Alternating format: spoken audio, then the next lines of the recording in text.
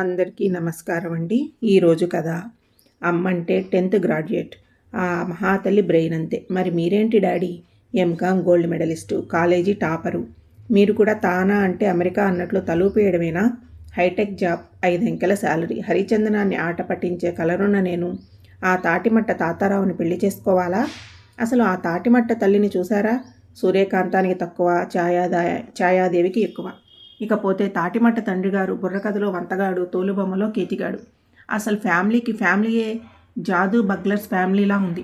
Office నుంచి వస్తూనే ప్లేరప్ అయిపోతున్న కూతురి ఉక్రోషాన్ని గమనించినట్లు ఫ్రిడ్జ్లోంచి తీసిన వాటర్ బాటిల్ అందించింది రాధ. మాతాజీ ఆఫ్ గుస్సాజీ క్రికెట్ బంతిని రాయి విసిరేసినట్లు మలింగ స్టైల్లో బాటిల్ని గోడ మీదకి బౌల్ చేసేసింది మేఘన. మలింగ బంతికి 2 ముక్కలే వికెట్ల బళ్ళున బద్దలైపోయింది బంగారం లాంటి బాటిల్. కూతురి స్పీడ్కి, కోపానికి తల్లి రాధ షాక్ అయిపోతే సంతోషంతో చప్పట్లు కొట్టేస్తూ అవుట్ సిగ్నల్ ఇచ్చేశారు వంశీధర్, ఫాదర్ ఆఫ్ మేఘ. అమ్మకు బుర్రలేదన్నావు సరే, మరి నువ్వు జ్యోతిలక్ష్మిలో చార్మిలా రెచ్చిపోయావు. అంత అవసరమా? హాల్లోకి ఎంటర్ అవుతూనే ముద్దుల చెల్లాయిని మురిపంగా మందలించింది సృజన, అక్కాజీ ఆఫ్ మేఘన. మరి అందానికే చందమామ లాంటి నిన్ను కాదన్న ఆ కబోది తాటిమట్టయ్యగాడు నన్ను ఓకే చేశానని అమ్మ తల్లితో చెబితే చెప్పు తీయకుండా సెల్లుకు మెసేజ్ పెడుతుందా?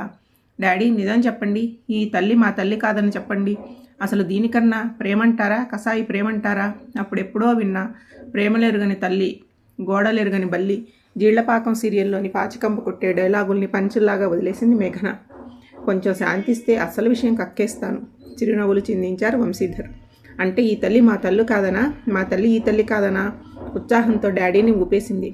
ఈ తల్లే మీ తల్లి, మీ తల్లే ఈ తల్లి. కానీ వచ్చిన తాటిమట్టయ్య తండ్రి వేలో కాలో విడిచిన బంధువు అవుతాడు. అది అసలు రహస్యం. నేను ఆఫీస్ నుంచి రాగానే అదేదో చంద్ర టేపుల రహస్యంలా చెవిలో ఊదేసింది. రుద్రమదేవికి అనుష్కే సూటబుల్, ఈ సన్నివేశానికి మేఘనే అంటే నువ్వే సూటబుల్ అని నేను కామైపోయాను. కన్నయ్య తల్లి మీద కత్తులే విసురుతావో, కంటి చూపులే సంధిస్తావో నీ ఇష్టం. నన్ను అక్కని ఇన్వాల్వ్ చేయకండి, చేతులు ఎత్తేశాడు వంశీధర్. కూతురి ముందుకుండా బద్దలు కొట్టేసి చెప్పకూడనివన్నీ చెప్పేసి నంగనాచి తుంగవర్రల్లా నాటకాలు ఆడకండి. 10th గ్రాడ్యుయేట్నైనా మాకుండే బ్రెయిన్ ఏదో మాకుంటుంది. రాత్రికి డైనింగ్ టేబుల్ దగ్గర చెప్తా మీ పని. ఈ రాత్రికే కాదు, 1 వీక్ ఆవకాయ పచ్చడి కట్. నక్కసంతా కక్కేసింది రాధ. Daddy don't worry, Ramoji uncle Priya ఉంది, మై హూనా అనేసింది మేఘన. ప్రియతో పాటు మరో మంచి ఆంటీని కూడా తెచ్చుకోండి. అంట్లు తోమాలి, బట్టలు ఉతకాలి, అన్నం వండాలి, రోజుకో టిఫిన్ చేయాలి, సాయంత్రాలు బజ్జీలో పకోడీలో చేయాలి. మీ డాడీకి ఇల్లు దాటితే ఇల్లాలే గుర్తుండదు. అంతెందుకు, నీ వయసెంతో అడిగి చూడు, సెల్నో డైరీనో అడిగి చెప్పాల్సిందే. నీకు 24, అక్కకి 25 వచ్చేసాయి. నా బంధువులందరూ మీ అందరికీ బంధుకాలు తాటిమట్టయ్యలు. మీ పెళ్ళిళ్ళు మీ ఆవకాయ పచ్చడి జాడీ చేస్తుందో మీకు మీరే చేసుకుంటారో మీ ఇష్టం. నేను మా పుట్టింటికి మార్చేస్తున్నాను. శుభలేఖలు పంపిస్తే మా బంధుకుల సమేతంగా వచ్చి అక్షంతలు వేసి మీ చేత సమర్పబడిన ఎర్రచందన తాంబూలాలు స్వీకరిస్తా. సెలవా మరి? విశ్వరూపం చూపించేసింది Radha, wife of Vamshidhar. Wow mummy, అసలు నువ్వేనా ఇంత పెద్ద డైలాగ్ ఒక టేక్లో చెప్పింది? అయితే జెమినీయో ఈటీఓ చాయిస్ ఈజ్ రివర్స్. అమాంతం వచ్చి వాటేసుకుని 2 బుగ్గల మీద ముద్దులు పెట్టేసింది సృజన. శరణు మాతా శరణం, నువ్వు లేక మేము లేము, ఉండలేము. డాడీ కంటే మరో భార్యమణిని చూడొచ్చు, కానీ లోకాన కన్నతల్లి ఒక్కరే ఉంటారు. అది జన్మజన్మలకు నువ్వే, అన్ని జన్మలలో మేమే నీ ముద్దులా. ఇక ఆపై అన్నట్లు మేఘనకు వేలు చూపిస్తూ అంతటితో ఆపై. ఒక్క జన్మలోనే చుక్కలు చూపించేస్తున్నారు. వద్దు తల్లి వద్దు, మీలాంటి పిల్లలు పాకిస్తున్న వాళ్ళకి కూడా వద్దు. ముందు మీ జాడీకో కాంచన సీతనో సముద్రం పీతనో చూడండి. కనీసం మీ డమ్మీ మమ్మీకైనా 4 అక్షంతలు వేస్తాను. మీకేసే భాగ్యం ఈ జన్మలో కలిగేటట్లు లేదు. మూడీగా మారిపోయింది రాధ. సారీ అమ్మా, ఆ రోజున అక్కను చూసి మాకు సంబంధం వద్దంటే ముద్దుగా ఉండేది, కానీ అందాల అక్కను కాదని వెళ్ళిపోయి సిగ్గు ఎగ్గు లేకుండా చెల్లిని చేసుకుంటానని ఫోన్ చేస్తారా? అసలు ఆ మట్టయ్య ముఖం సరిగా చూసావా? నాకైతే వాంతి వచ్చేసింది. మాత, ఒక్కసారి కాస్త రీల్ని వెనక్కి తిప్పుదాం. నీ వాలకం చూస్తుంటే అసలు ఆనాటి ఎపిసోడ్ అంతా నీ బుర్రలోంచి ఎరేజ్ అయిపోయినట్లుంది. డాడీ, సర్ది ఎపిసోడైనా మా కోసం సర్దుకుపోవాలి ప్లీజ్. కూతురు రిక్వెస్ట్కు ఆనందంతో తలూపేశారు వంశీధర్. రాధమ్మ మాత్రం తనకేమీ పట్టనట్లు తప్పించుకోబోతుంటే మాతాజీ కళ్ళు తెరుచుకునే ఫ్లాష్ బకెట్లా గలవా? లేదు నా చున్నీతో గాంధారి టైప్లో కళ్ళకి గంతులు కట్టేయమంటావా? బెదిరింపు సెక్షన్లోకి జంప్ అయిపోయింది మేఘన. కూతురు మనసెరిగిన రాధ సరెండర్ అయిపోయింది. పెళ్లి చూపులకని అందంగా అలంకరించింది రాధమ్మ ఆ 3 బెడ్రూమ్ ఫ్లాట్ని. అమ్మాయిలతో పాటు తనకి కూడా హాలిడే అని ఆదివారం నాడు అరేంజ్ చేశాడు వంశీధర్ ఆ ఫంక్షన్ని. పెళ్లి కొడుకు కిషోరు, అతని తండ్రి బంగారాజు, గంగిరెద్దులాగా అలంకరించుకున్న అతని తల్లి ఆశారాణి, చెల్లెలు రమారాణితో పాటు మధ్యవర్తి మాణిక్యాలరావు అట్టహాసంగా వచ్చేశారు.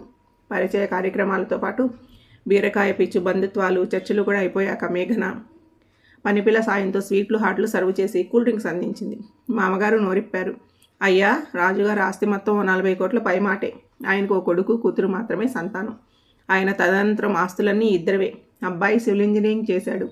రియల్ ఎస్టేట్ వ్యాపారం. ఇంతకుముందు ఓ 2 సంబంధాలు నేనే చూశాను. కోట్లాది రూపాయల కట్నాలు ఇస్తామన్నా అమ్మాయి అక్కలిద్దరు ఆడపిల్లలనే కన్నారని తెలుసుకుని క్యాన్సిల్ చేసేశారు. తన కుటుంబంలో మొదటి సంతానం వంశోద్ధారకుడైన మగపిల్లవాడే పుట్టాలని వారి కోరిక. ఇక రెండో సంబంధం అమ్మాయి కాస్త నలుపు.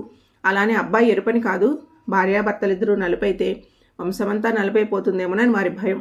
రాజుగారు నాకు 2 అమ్మాయిలే. పెద్దమ్మాయి నల్సర్లో లా చేసి కార్పొరేట్ బ్యాంకులో జాబ్ చేస్తుంది. 50,000 శాలరీ డ్రా చేస్తుంది. తన పేర గుడివాళ్ళ 5 ఎకరాల పొలం ఉంది. మా తాహతను బట్టి కట్న కానుకలు ఇస్తాం. మాకు 2 కళ్ళు. ఇద్దరూ మా కుటుంబంలో విరిసిన విరజాజులు, లక్ష్మీ సరస్వతులు. ఒకప్పటిలాగా అమ్మాయిలు గుండెల మీద కుంపట్లు కాదు, వంశీధర్ వివరించాడు. అమ్మాయిలే తమకు సర్వస్వమని చెప్పాడు. వంశీగారు రేపు ఈ పాటికి రాజుగారు ఫోన్ చేసి విషయం చెప్పేస్తారు. మధ్యవర్తి మాణిక్యాలరావు నంగనంగిగా మాట్లాడుతూ ముఠా సభ్యులతో జారుకున్నాడు. అక్క, you are very very lucky.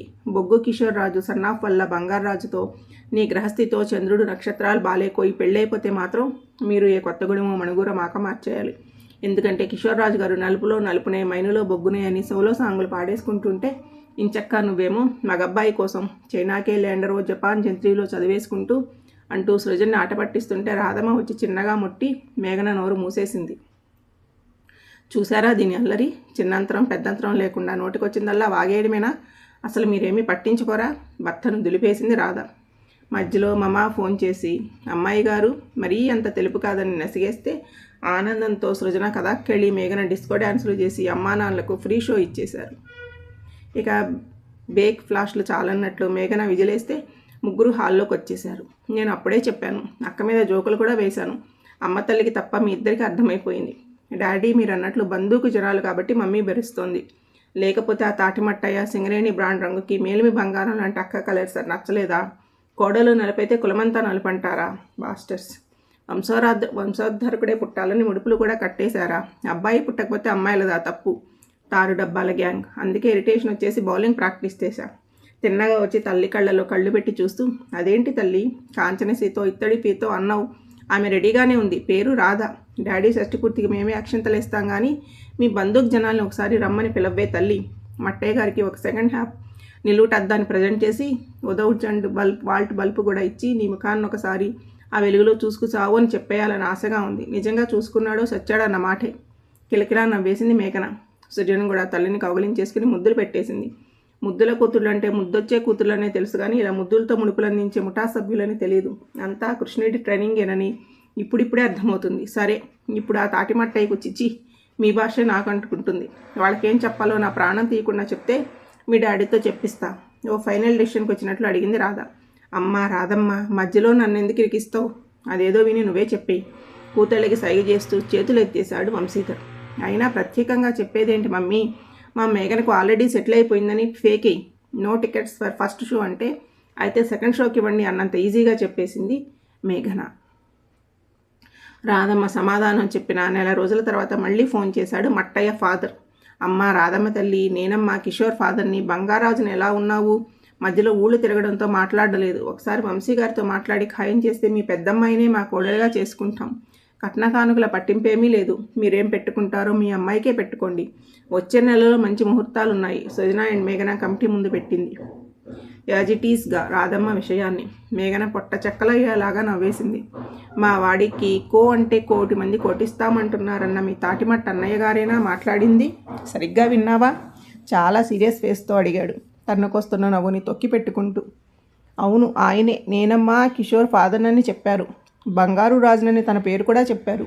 మరీ అంత గుర్తుపట్టలేనట్లు ఆల్జీమర్స్ పేషెంట్ అన్నట్లు మాట్లాడతారే? వాపోయింది రాధమ్మ.